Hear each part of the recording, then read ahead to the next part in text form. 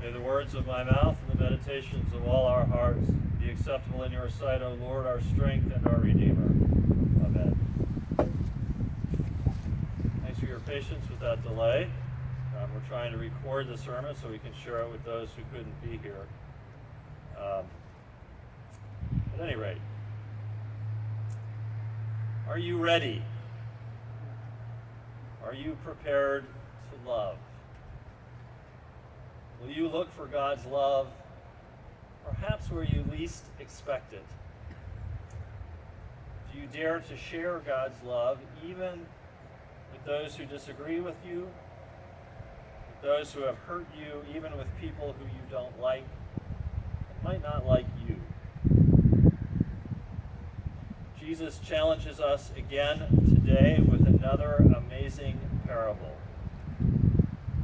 Today's parable sounds strange enough, just on the first read. Why is a master entrusting slaves with money?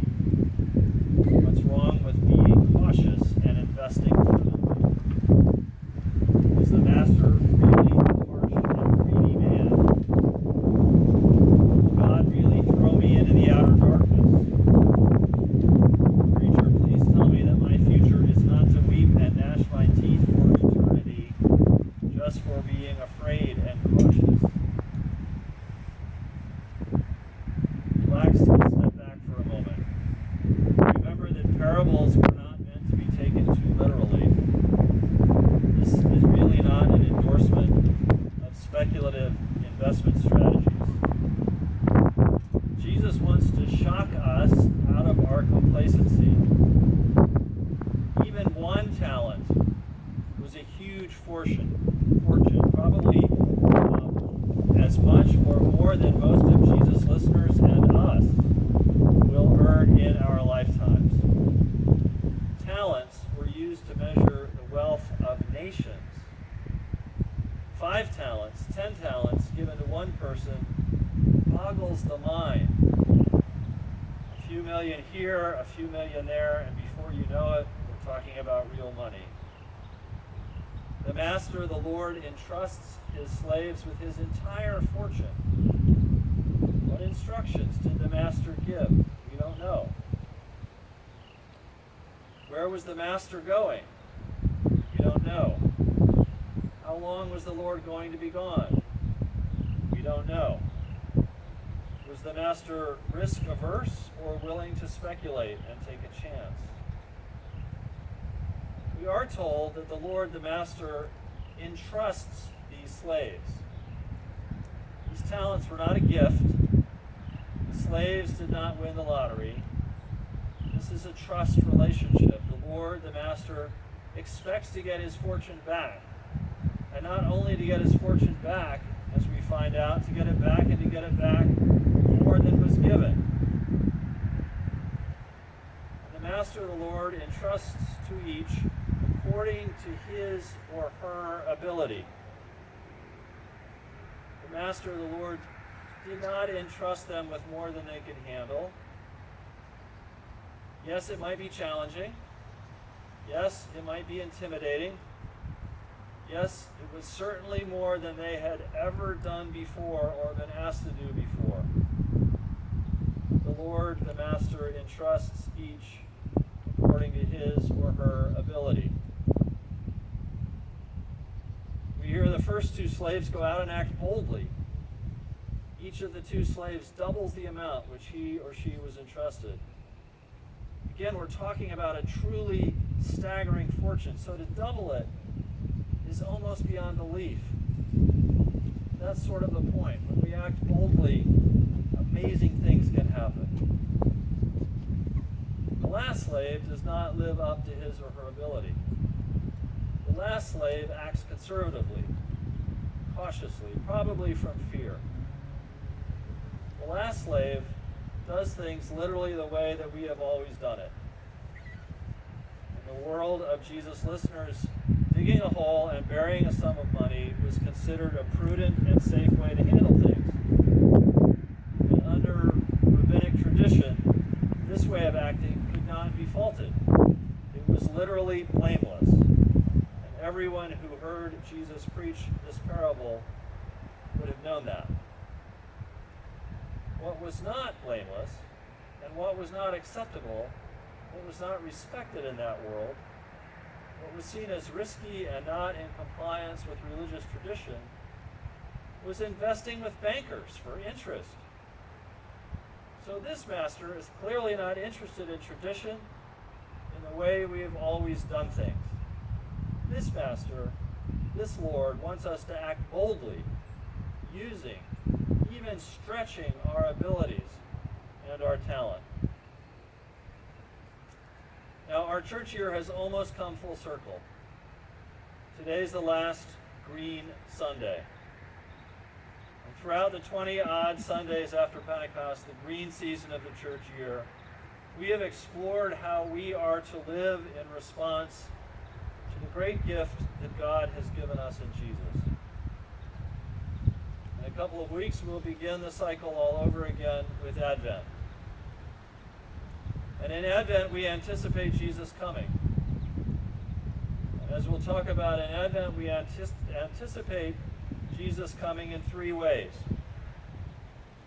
We look back and anticipate God coming into history as Jesus, born into this world at a particular time and place. But we also look forward and anticipate Jesus coming again at the end of time, eschatologically, apocalyptically.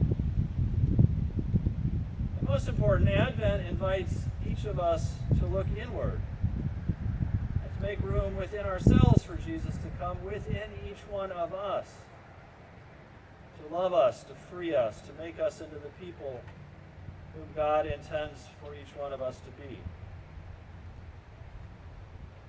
We can read this parable today the same way. Some scholars read this parable by looking back and reading this parable as Jesus making a historical indictment, a historical allegory about the selfishness and fearfulness of the temple leadership of Jesus' day. Rather than embracing and celebrating the coming of God's kingdom in Jesus boldly, like the first two slaves, the temple leadership is that last slave, the one who acted fearfully, acted conservatively, and buried away the treasure and talent of Torah. The Pharisees and the scribes built the wall around God's old covenant and made the talent and treasure of God's blessing inaccessible to ordinary people. We can read this parable eschatologically, looking forward towards the end of time, looking forward to when Jesus shall come again in power and great glory. Our lectionary editors selected our first reading from the prophet Zephaniah and today's epistle reading from 1 Thessalonians to reinforce this eschatological sense of foreboding, of warning about the reality of God's judgment coming on the day of the Lord, like a thief in the night, warning us against complacency and self-satisfaction.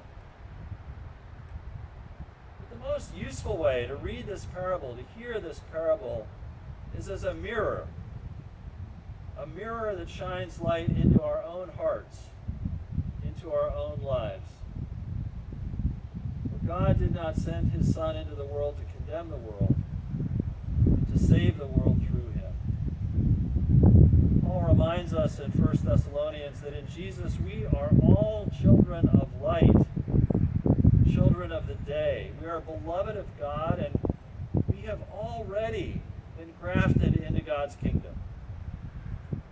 Day by day, God nurtures and sustains us with the staggering richness of God's love, pouring out talent after talent after talent of God's love on us and in us and through us, entrusting us with the richness of God's love, each according to our ability.